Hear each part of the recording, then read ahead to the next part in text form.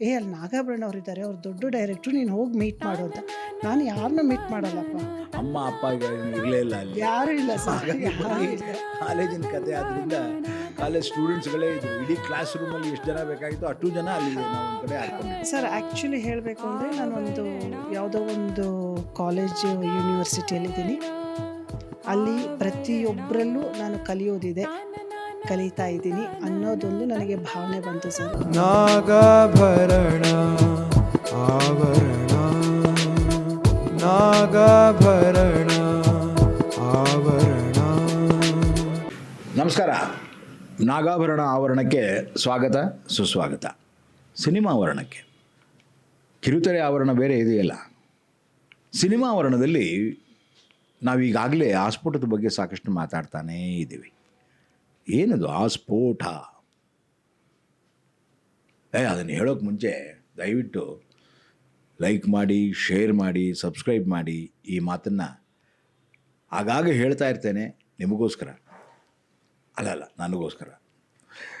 ಒಟ್ಟಿನಲ್ಲಿ ನಿಮ್ಮೊಡನೆ ಮತ್ತೆ ಮತ್ತೆ ಭೇಟಿಯಾಗುವಂತಹ ಈ ಸಂಚಿಕೆಗಳನ್ನು ನಿಮ್ಮದಾಗಿಸಿಕೊಳ್ಳಿ ಅಂತ ಹೇಳ್ತಾ, ಆಸ್ಫೋಟ ಅಂದ ಕೂಡಲೇ ಕೆಲವು ಚಿತ್ರಿಕೆಗಳು, ಇಮೇಜ್ಗಳು ನಿಮ್ಮ ಕಣ್ಣು ಮುಂದೆ ಬರುತ್ತೆ. ಅವುಗಳಲ್ಲಿ ಬಹುಮುಖ್ಯವಾಗಿ ಒಂದು ದತ್ತಣ್ಣ. ಯಾಕೆಂದರೆ ವಿಲನ್ ಅಲ್ವಾ, ತಕ್ಷಣ ತಲೆಗೆ ಬರೋದು ಅದೇನೆ.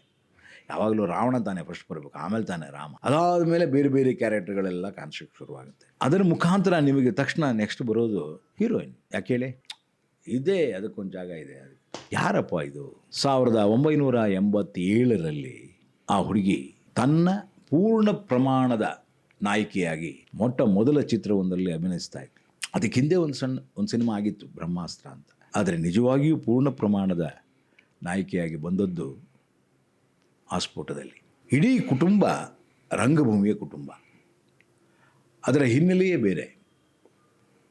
ವೃತ್ತಿ ರಂಗಭೂಮಿಯಲ್ಲಿ ತನ್ನದೇ ಆದಂತಹ ಒಂದು ವರ್ಚಸ್ಸನ್ನು ಆ ಇಡೀ ಕುಟುಂಬ ತನ್ನದಾಗಿಸಿಕೊಂಡಿತ್ತು. ಅಂತಹ ಕುಟುಂಬದಿಂದ ಬಂದಂತಹ ಒಂದು ಕುಡಿ ಆವತ್ತಿನಿಂದ ಚಲನಚಿತ್ರರಂಗಕ್ಕೆ ಪಾದಾರ್ಪಣೆ ಪೂರ್ಣ ಪ್ರಮಾಣದಲ್ಲಿ. ಹಾಗೆಯೇ ನಂತರದ ದಿನಗಳಲ್ಲಿ ಸಿನೆಮಾ, ಟೆಲಿವಿಷನ್, ರಂಗಭೂಮಿ ಇವೆಲ್ಲವನ್ನು ತನ್ನದಾಗಿಸಿಕೊಂಡು ಒಂದು ಹೆಮ್ಮರವಾಗಿ ಬೆಳೀತು. ಆ ಹುಡುಗಿ ಹೆಸರು ತ್ರಿವೇಣಿ. ಸ್ವಾಗತ ಸುಸ್ವಾಗತ. ನಮಸ್ಕಾರ ಸರ್. ತಮ್ಮನ್ನು ನೋಡಿ ಬಹಳ ಖುಷಿ ಆಗ್ತಾ ಇದೆ. ನಾನು 1987ರಲ್ಲಿ ಹೇಗೆ ನೋಡಿದ್ದೀರೋ ಹಾಗೇ ಇದ್ದೀರಿ ಸರ್. ದೇವ್ರು ನಿಮ್ಮನ್ನು ಹಾಗೇ ಇಟ್ಟಿರಲಿ. ನಿಜ, ಎಲ್ಲ ದೈವೇಚ್ಛೆ ಅಂತ ಒಂದು. ಆದರೆ ಇನ್ನೊಂದಿರುತ್ತೆ, ಆಗಾಗ ನಾವು ಅದಕ್ಕೆ ಟಿಂಕರಿಂಗ್ ಪೇಂಟಿಂಗ್ ಅಂತ ಕರಿತೀವಿ. ಅದು ಟಿಂಕರಿಂಗ್ ಪೇಂಟಿಂಗ್ ಎಲ್ಲ ಮಾಡಿದ್ರೆ ನಾವು ಹೆಂಗೆ ಕಾಣಿಸ್ತಾ ಇರ್ತೀವಿ ಅಂತ. ಸರ್, ಏನೇ ಟಿಂಕರಿಂಗ್ ಪೇಂಟಿಂಗ್ ಮಾಡಿದ್ರು ಮನಸ್ಸು ಹೇಗಿರುತ್ತೋ ಮುಖ ಹಾಗಿರುತ್ತೆ ಸರ್. Thank you. ಸೊ ಈಗ ನಾನು ನಿನ್ನ ನೆನಪನ್ನು ಕೆದಕೋದಕ್ಕೆ ಪ್ರಾರಂಭ ಮಾಡ್ತೇನೆ. 1987 ನಿನಗೆ ಹೇಗೆ ಅನ್ನಿಸ್ತು? ಏನು ಹೇಗಿದ್ದಿ, ಹೇಗಾಯಿತು? ಸರ್, ನನ್ನ ಮೊದಲನೇ ಚಿತ್ರ ಬ್ರಹ್ಮಾಸ್ತ್ರ ಆದರೂ ಕೂಡ, ಅದು ಅಂಬರೀಷ್ ಅವರ ಜೊತೆ ಎರಡನೇ ನಾಯಕಿಯಾಗಿ ನಾನು ಮಾಡಿದರೂ ಕೂಡ ನನಗೆ ತೃಪ್ತಿ ಮತ್ತು ಸಂತೋಷ, ಒಂದು ವೃತ್ತಿಗೆ ಒಂದು ಹೆಸರು ತಂದುಕೊಟ್ಟಿದ್ದು ನಿಮ್ಮ ಚಿತ್ರ ಆಸ್ಫೋಟ.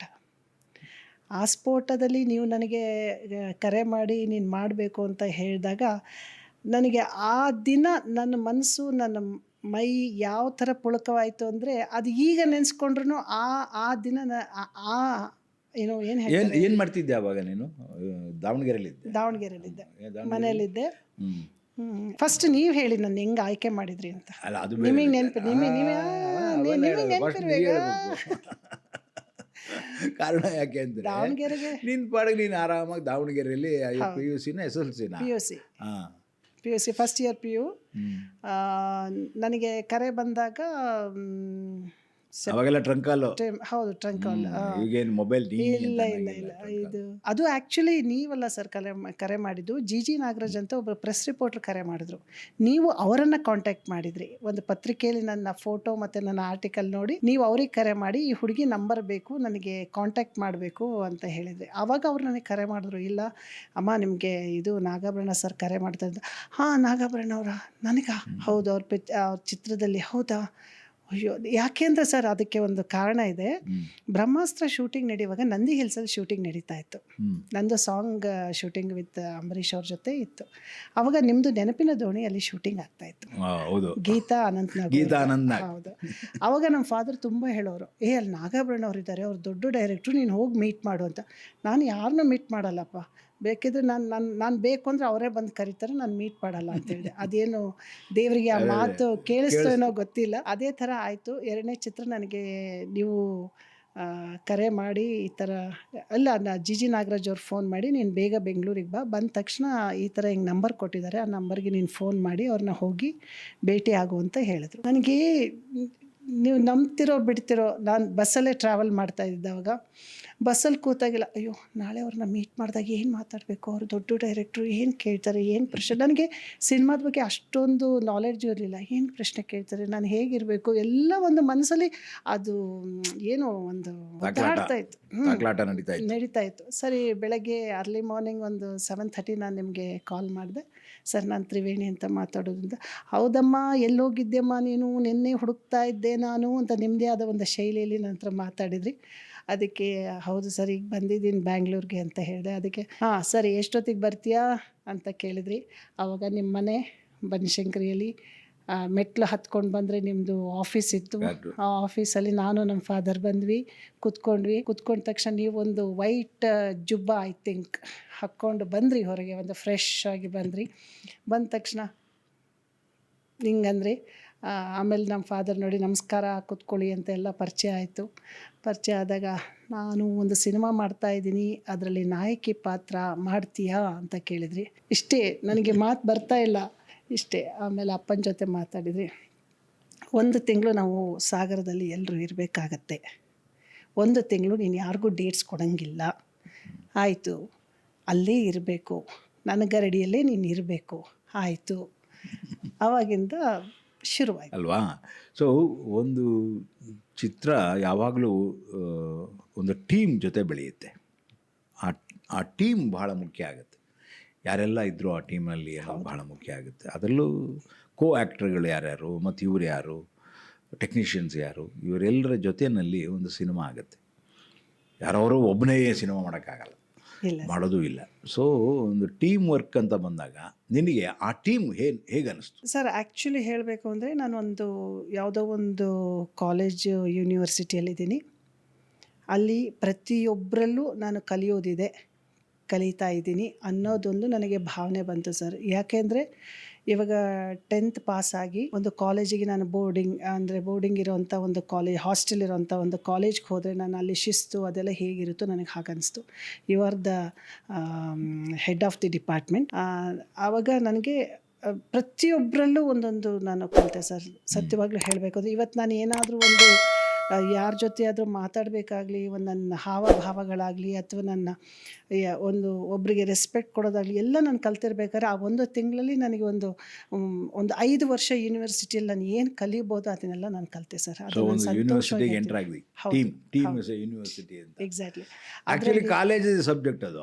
ಹಾಂ, ಕಾಲೇಜ್ ಎಕ್ಸಾಕ್ಟ್ಲಿ, ಕಾಲೇಜ್ ಸಬ್ಜೆಕ್ಟು, ನಾವು ಸ್ಟೂಡೆಂಟ್ಸು. ಆದರೆ ನೀವು ಅಲ್ಲಿ ಪ್ರೊಫೆಸರ್ ನೀವು. ನನಗೆ ಶ್ರೀಧರ್ ಅವರು ಅಷ್ಟೇ, ಅವ್ರು ಸುಮಾರು ಚಿತ್ರಗಳಲ್ಲಿ ಮಾಡಿದ್ರು. ನಾನು ಹೊಸಬ್ಳು, ಅವ್ರ ಜೊತೆ ಆ್ಯಕ್ಟ್ ಮಾಡುವಾಗ ಎಷ್ಟು ಕೋಆಪ್ರೇಟ್ ಮಾಡಿದ್ರು, ಎಷ್ಟು ಪ್ರೊಟೆಕ್ಟಿವ್ ಆಗಿದ್ದು ಅಂದರೆ ತುಂಬ ತುಂಬ ಖುಷಿ ಆಯಿತು. ಆಮೇಲೆ ಭಾಷೆಯಲ್ಲಿ ಚಿನ್ನ ಅವರು ಅಷ್ಟೇ, ಡೈಲಾಗ್ ಹೇಳುವಾಗಲಿ ಶಬ್ದಗಳ ಉಚ್ಚಾರಣೆ ಆಗಲಿ ಅವರು ಹೇಳ್ಕೊಡ್ತಾಯಿದ್ರು. ಹಿಂಗಲ್ಲ ಕಣೋ, ಹಿಂಗೆ ಮಾಡೋ, ಏನೋ ನೀನೋ ಅಂತೇಳಿ ಒಂಥರ ಹುಡುಗನ ಥರನೇ ಮಾಡಿ. ಆಮೇಲೆ ನಮಗೆಲ್ಲೂ ಅಲ್ಲಿ ಅವರು ಬೇರೆ ಇವ್ರು ಬೇರೆ ಅನಿಸ್ತಾನೆ ಇರಲ್ಲ. ಏನೋ ನಮ್ಮ ಕಾಲೇಜ್ ಸ್ಟೂಡೆಂಟ್ಸ್ ಏನೋ ನಾವೆಲ್ಲ ಒಂದು ಕಾಲೇಜಿಗೆ ಬಂದೀವಿ, ಎಲ್ಲ ಸ್ಟೂಡೆಂಟ್ಸ್. ಸುಧಾ ನರಸಿಂಹರಾಜ್ ಆಗಿರ್ಬೋದು, ಆಮೇಲೆ ಸುಮಾರು ಜನ, ದಿನೇಶ್ ಅವರು, ಮತ್ತು ದಿನೇಶ್ ಮಂಗಳೂರವರು. ಆಮೇಲೆ ನಮ್ಮ ಕ್ಯಾಮ್ರಾಮನ್ ಅನ್ಸೋ ಸ್ವೀಟ್ ಅವರು, ವೆರಿ ಸ್ವೀಟ್, ರಾಮಚಂದ್ರ ಅವರು, ವೆರಿ ಸ್ವೀಟ್. ನಂಗೆ ಭಾಳ ಇಷ್ಟವಾದ ಕ್ಯಾಮ್ರಾಮನ್ ಸರು. ಅದಾದಮೇಲೆ ನಮ್ಮ ಪ್ರೊಡಕ್ಷನ್ ಮ್ಯಾನೇಜರ್ ರಾಮಚಂದ್ರ ಅವರು, ಆಮೇಲೆ ಜಯರಾಮಣ್ಣ, ರಂಗಣ್ಣ ಅವರು, ಎಲ್ಲ ಒಂಥರ ನಮ್ಮ ಪಾಲ್ ಸಾರು, ಎಲ್ಲರೂ ಒಂಥರ ಒಂದು ಫ್ಯಾಮಿಲಿ ಸರ್. ಈಗಲೂ ನನಗೆ ಅವ್ರನ್ನೆಲ್ಲ ನೆನೆಸ್ಕೊಂಡ್ರೆ ಅವ್ರ ಸಿನಿಮಾದವರು ಅಂತ ಅನ್ಸೋದಿಲ್ಲ, ನನ್ನ ಫ್ಯಾಮಿಲಿ ಏನೋ ಒಂಥರ ನಾವೆಲ್ಲ ಜೊತೆಗೆ ಬಂದ್ವೇನೋ ಅಂತ ಫೀಲ್ ಆಗುತ್ತೆ. ನಿಮ್ಮೊಬ್ಬರು ನೋಡಿದ್ರೆ ಸ್ವಲ್ಪ ಹೆದರಿಕೆ ಆಗುತ್ತೆ ಅಷ್ಟೇ. ಈಗಲೂ ಸರ್, ಈಗಲೂ ನೀವು ಎದುರುಗಡೆ ಇದ್ರೆ ನಾ ಫಸ್ಟ್ ಡೇ ನಾನು ಏನು ನೀವು ಫಸ್ಟ್ ಸೀನ್ ನನಗೆ ಎಕ್ಸ್ಪ್ಲೈನ್ ಮಾಡಿದ್ರಲ್ಲ, ಅದು ನನ್ನ ಕಣ್ಣು ಮುಂದೆ ಬರುತ್ತೆ. ಏನದು, ಯಾವುದು ಫಸ್ಟ್ ಸೀನ್ ಮಾಡಿ? ಸರ್, ಫಸ್ಟ್ ಸೀನು ನಂದು ಶ್ರೀಧರ್ ಅವ್ರಿಗೆ ಕಾಫಿ ತೊಗೊಂಡೋಗಿ ಕೊಡುವಂಥ ಸೀನ್. ಅಂದರೆ ನಾನು ಅಲ್ಲಿ ದಾಸರ ಮಗಳಾಗಿರ್ತೀನಿ, ರಾಮದಾಸರ ಮಗಳಾಗಿರ್ತೀನಿ. ಶೀಲಾ, ಎಕ್ಸಾಕ್ಟ್ಲಿ ಸರ್, ಶೀಲಾ ಅಂತ ಹೆಸರು. ಅದು ಕೇಳಿದ್ರೆ ಈ ಶೀಲಾ ಅಂತ ಯಾಕೆ ಹೆಸರಿಟ್ರಿ ಈ ಕ್ಯಾರೆಕ್ಟ್ರಿಗೆ ಅಂತ ನನಗೆ ಆಮೇಲೆ ಅದು ಇಡೀ ಕತೆ ಆದಮೇಲೆ ಗೊತ್ತಾಯಿತು ನನಗೆ. ಶೀಲಾ ಅನ್ನೋ ಹೆಸರು.